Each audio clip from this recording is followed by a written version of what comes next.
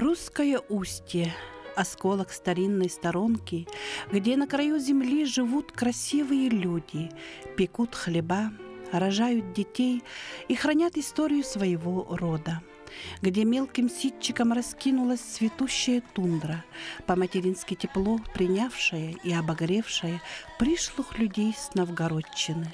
И с тех давних пор передаются по наследству синие глаза, добрый нрав и легкий говорок, как неразрывная связь с предками. Варвара Серафимовна Амельченко родилась и выросла в селе Русское Устье. Здесь начался ее трудовой путь, здесь она родила и вырастила своих детей, и этому краю посвящает свои стихи. После долгих разлук и скитаний приезжаю в родное село. Словно так и зовет, так и манит босоногое детство мое. Я расстраиваюсь. Тяжесть прожитых лет давит плечи, только здесь молодею душой, в те короткие и редкие встречи, смелой сердцу родной стороны. В благодарность за нрав твой и силу, и за ласку, и тихую грусть, что всю боль ты со мной выносила, низко-низко тебе поклонюсь. Уведет ли тропинка от дома, или жизни закончится путь, дорогая сторонка, прошу я добрым словом меня помянуть. Я родилась в Русском Устье, в том самом первом поселении вот, землепроходцев наших. Русское Устье было, где примерно 20 километров от теперешнего поселка. Вот там начал берег рушиться, и поселок полностью в 1942 году полностью поселок перевезли ниже. Очень красивое место выбрали. Высокий берег и такое подножье хорошее было много. А сейчас тоже все разрушилось, и уже поселок намного дальше потихоньку передвигается. До сих пор берег рушится. Это я родилась в 1936-м, и до 1942 года из Русского Устья никуда мы не выезжали. Отец работал то в сельсовете, то бригадиром, там, в общем, на таких работах. Он был неграмотный, где-то на месяц, что ли, ездил учиться в Устьяну, когда молодой был. Посылали его от колхоза. Мама умерла, когда мне было 6 лет. Остались мы вдвоем с сестрой. Она старше меня на 3 года. Можно сказать, государство воспитывало нас все время в интернате с 1 класса до 7. Тогда школа была у нас 7-летка, тут в Чекурдаке. Вот. И после 7 класса, как выпускной, ехали учиться вот, за средним образованием. Специальности получали в Якутске. 4 года. Фельдшерско-акушерская школа называлась тогда. А в 1957 году, когда я заканчивала, уже у нас переименовали как училище.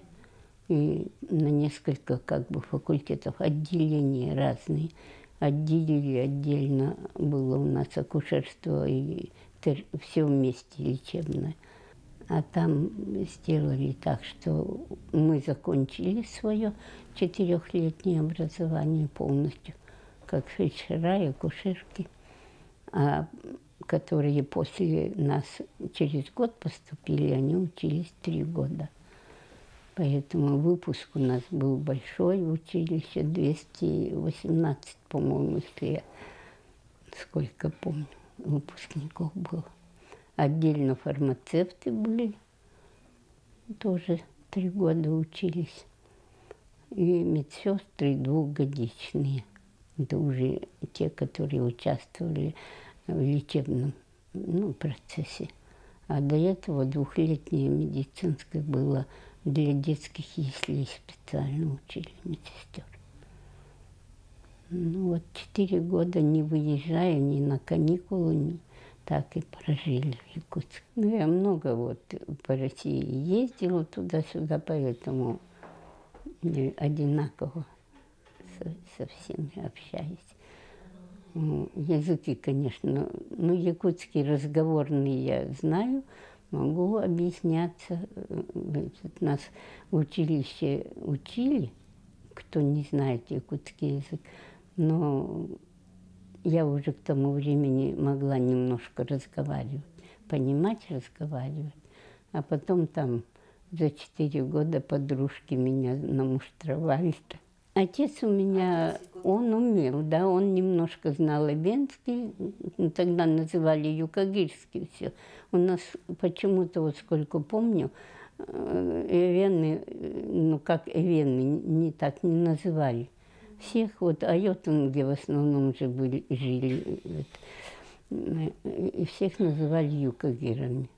Притом с ударением юкагир говорили. Дружили. С юкагирами очень дружили наши вот русскоустинцы. Хорошо в гости ездили друг к другу. И женились на юкагирских женщинах. Поэтому как-то приняли это. Но он знал немного, так разговаривал отец с ними, поэтому меня учил. Когда без мамы осталась, мне, наверное, было тоскливо все-таки. Вот. И вечерами, я помню, он меня якутских научил несколько слов, потом считать по-якутски, по-эвенски до 10, ну, по-юкагирски говорили. Это была школа. Фельдшером я работала, в общем, какие средние медицинские должности есть. Я в районной больнице на всех поработала. Потому что у нас часто вот так не хватает кого-нибудь. А последние 18 лет я работала с терапевтом, врач-терапевт и как медсестра кабинетная. Вот. Но, тем не менее, у нас доктор моя, она частенько это прибавила, потом ездила каждый год в отпуск, и мне приходилось просто самостоятельно вести прием больных, там, медосмотры.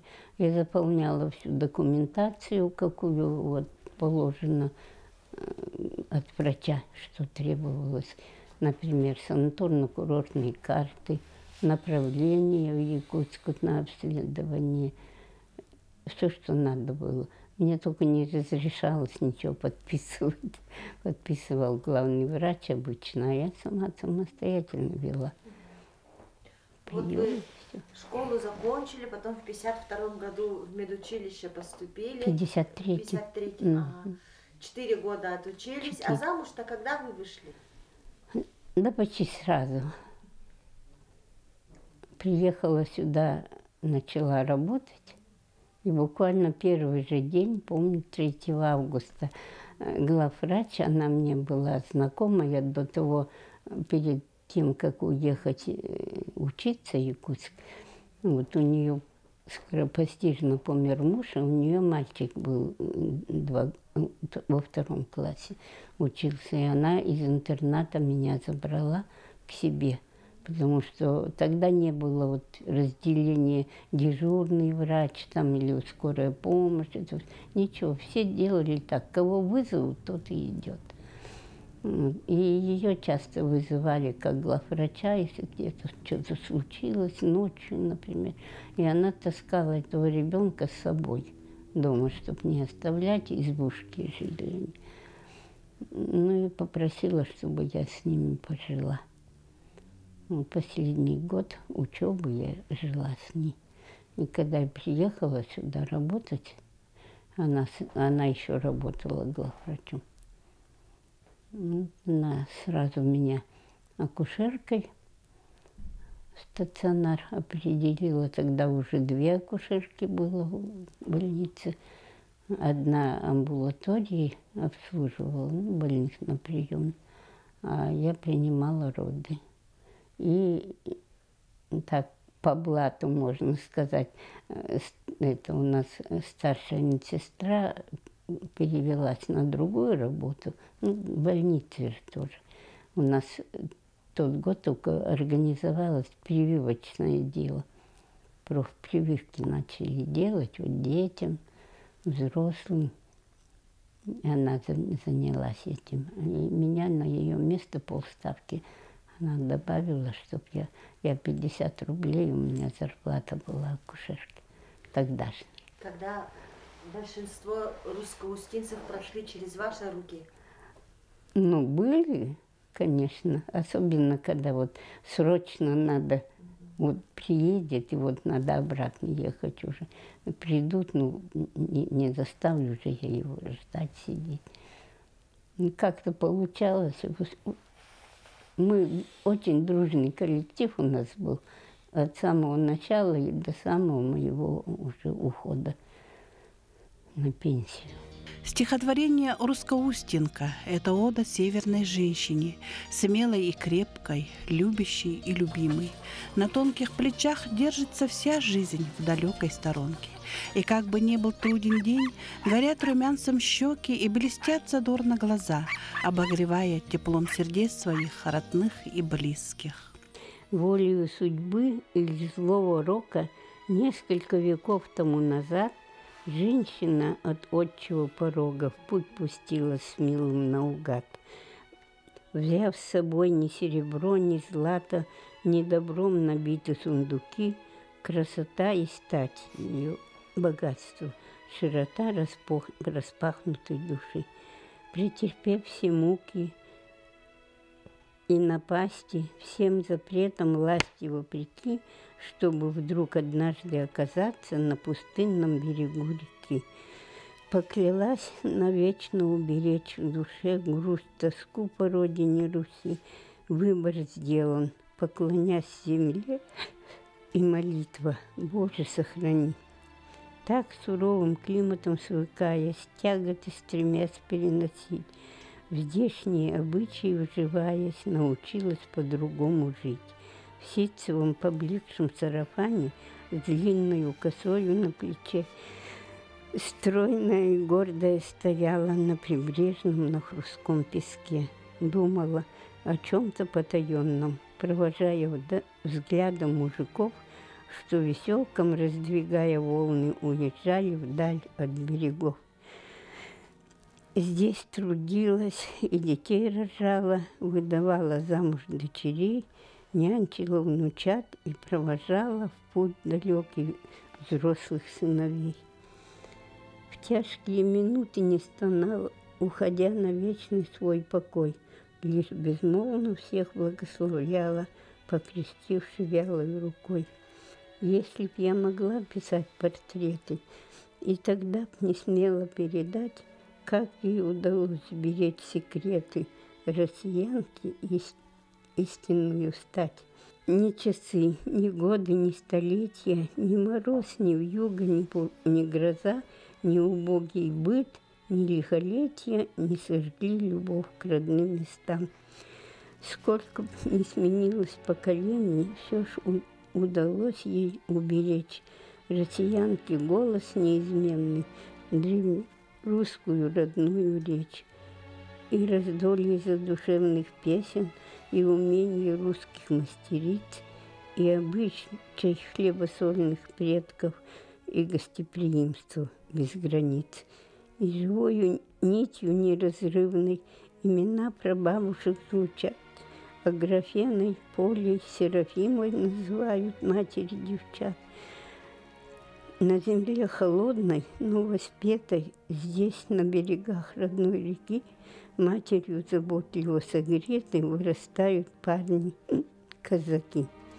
Если будет трудным перепутье, понесутся воды в реках спять, будет жить родной русскоусий, жить, пока жива Россия-мать. В 2006 году вышел первый сборник стихов Варвары Серафимовны под названием «Зореньки алые». В него вошли ранние стихи, стихи для детей и о жизни. По-северному скромная, по нраву тихая, в своих стихах поэтесса полностью раскрывается. В раздумьях, в наблюдениях, о потаенном смысле жизни и любви к своей родине, к родной стороне.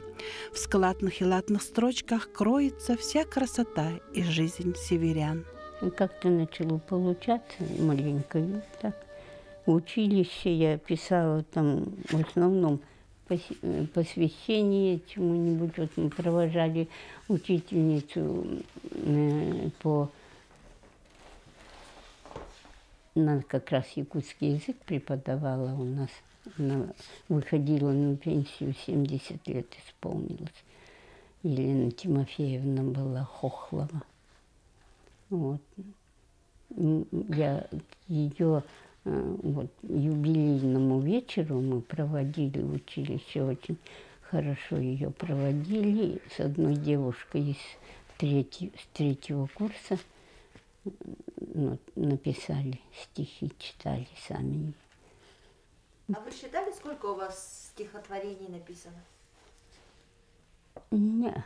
Нет? Нет. Я, во-первых, многое растерялась. Так.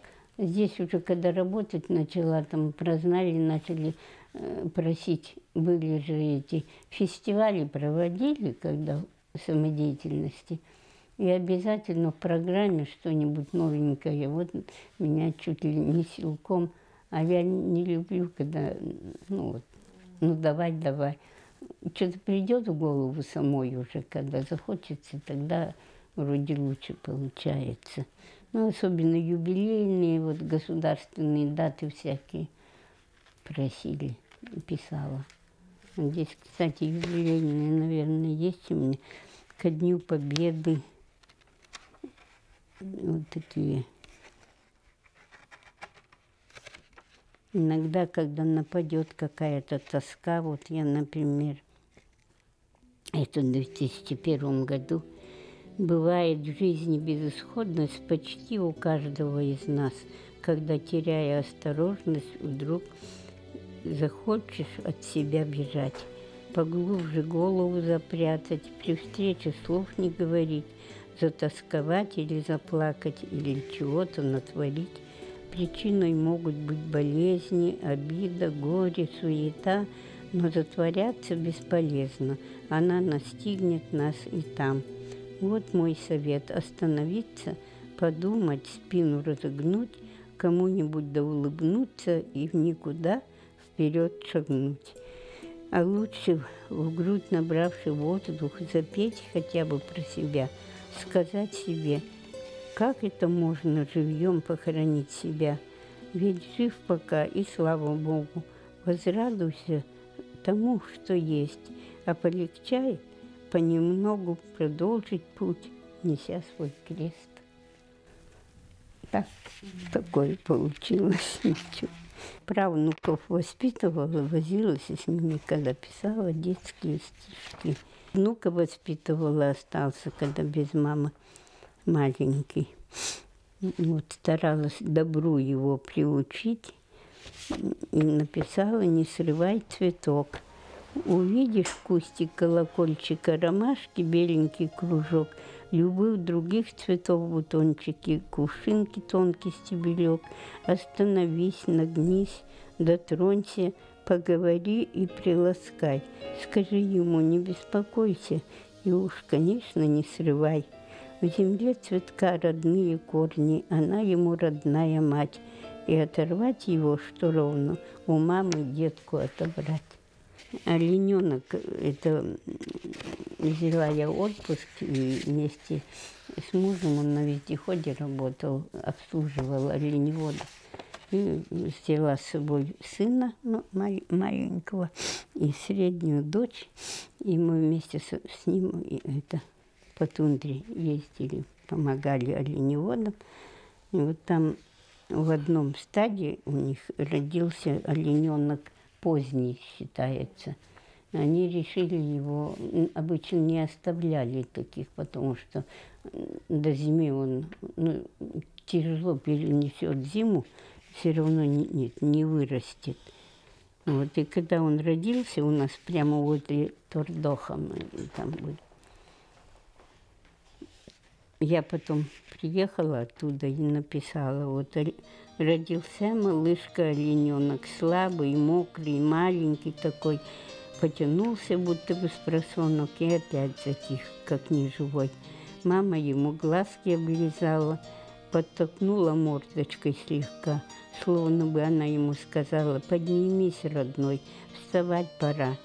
А поодаль дети голосили. Было олененка очень жаль, ручками махали и просили: «Встань, хороший, миленький, ну встань».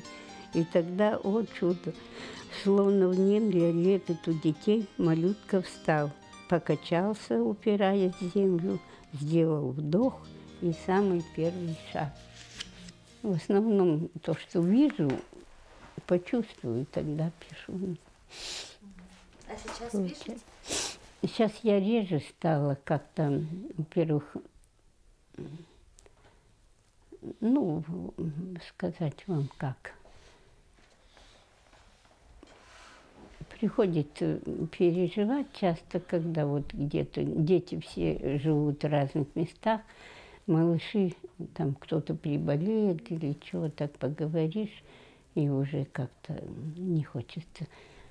Плохое писать не хочется, а хорошее так, не очень. Немного смущаясь, гордо рассказывает наша героиня о своих детях, внуках, правнуках и праправнуке, о большой и дружной семье, история которой начинается далеко в неизбывных далях старины седой. Я из-за того и сейчас, там у меня родители похоронены рядышком в Русском Устье, и я решила, наверное, до конца дней дотянуть уже. Там дети зовут, внучки уже взрослые все тоже зовут. Никуда не хочу. Я езжу в гости. Спасибо, что нам дают проезд каждые 2 года бесплатный.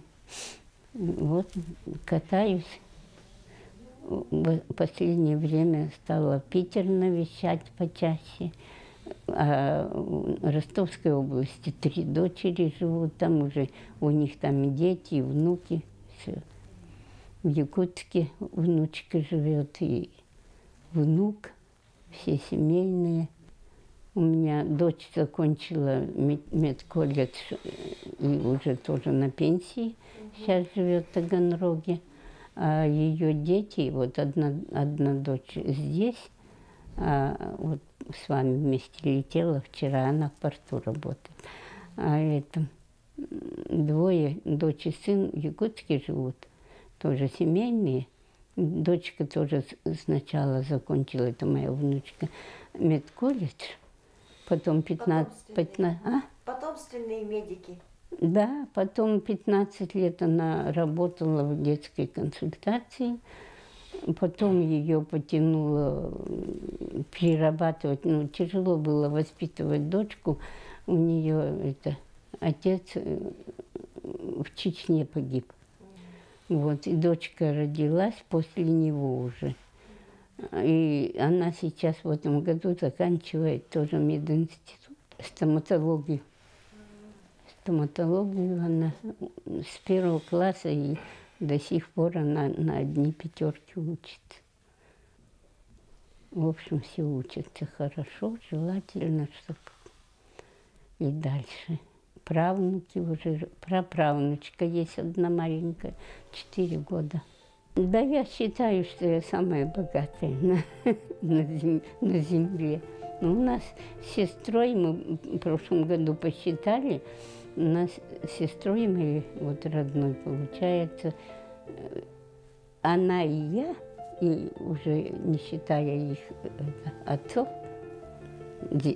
наших мужей, их Царство Небесное уже нету, никакого. Вот. Нас живых, значит, у нас в прошлом году было где-то 101 человек.